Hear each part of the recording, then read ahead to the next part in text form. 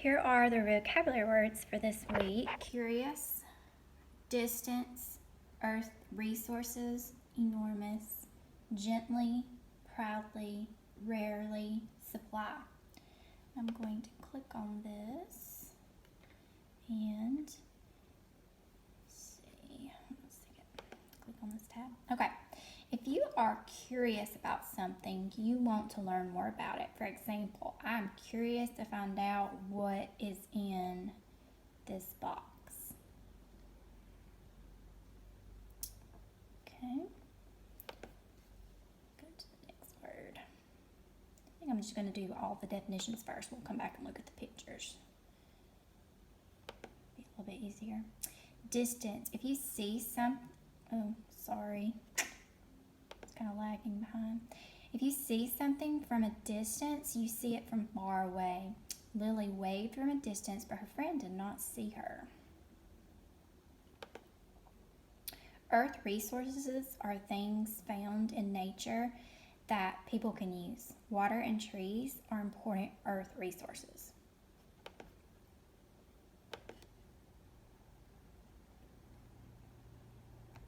Computer's going kind of crazy here. Go back. Okay, enormous. Something that is enormous is very large in size or amount. For example, the bird looked tiny on top of the enormous rhinoceros. Gently. If you do something gently, you do it carefully or lightly. For example, the girls gently patted the puppy at the shelter. Proudly. If you do something proudly, you do it in a way that shows you are pleased with what you have done. Julia smiled proudly when she finished her painting. Rarely. If something happens rarely, it does not happen often. For example, it rarely rains in the desert. Supply. If you have a supply of something, you have an amount of that thing to use. For example, the teacher has a supply of colored pencils in her class.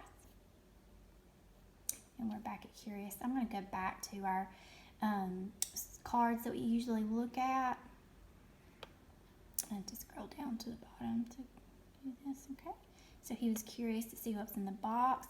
She waved to her friend from the distance. Water and trees are important earth resources. The bird looked tiny on the enormous rhinoceros. Big would be a synonym. And the girls gently patted the puppy at the shelter. Julia smiled proudly when she finished her painting. It rarely rains in the desert. And last, the teacher has a supply of colored pencils for her class. Okay? Alright, so let's get to the story. Get turned to my page here. We're going to read a story called The Art Project. Remember, we're going to think about how can we protect the earth.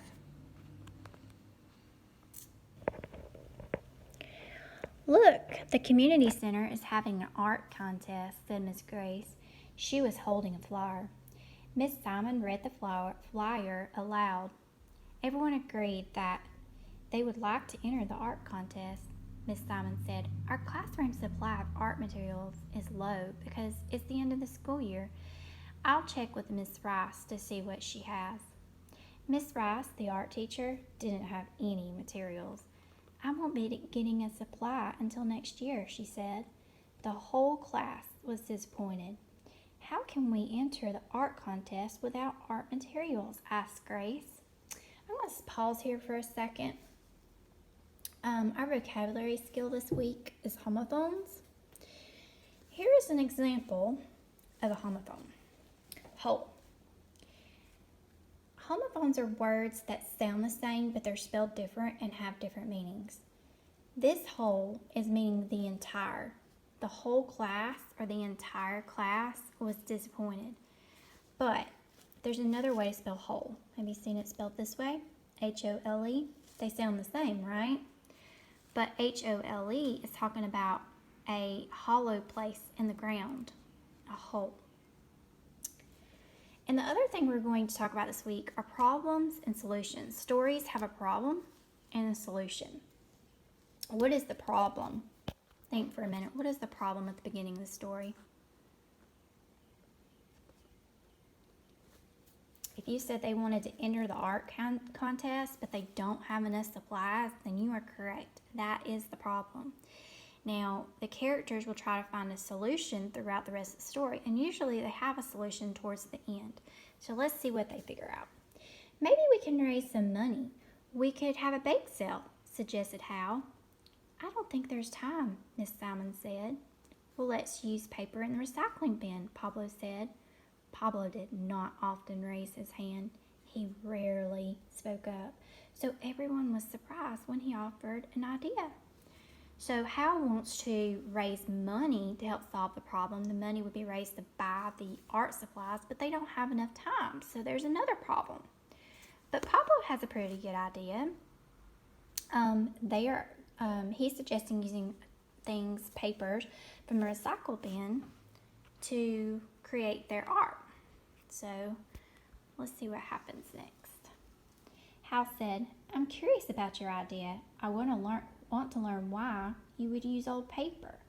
So we can save Earth's resources, replied Pablo. When we use recycled paper, we use natural materials and save trees. We can also use the old string in these wire hangers, added Grace. Now the class had to decide what to do with the materials. Pablo had another idea. We can fold the paper into cranes. Then we can attach the cranes to a frame to make a mobile. Miss Simon taught the children how to fold the paper into cranes. Then everyone helped attach the cranes to the mobile. And here you see them folding them, these origamis. This would be a really cool activity to do while you're home. I'm not good at things like this, but my nieces and nephews, they're really good at it, especially my niece Autumn. So look up on maybe KidsTube and see if you can find out how to make some of these origamis. One day at the art contest, the paper crane mobile hung in the enormous community center. The huge space was crowded with art projects. From far off, the class spotted their project.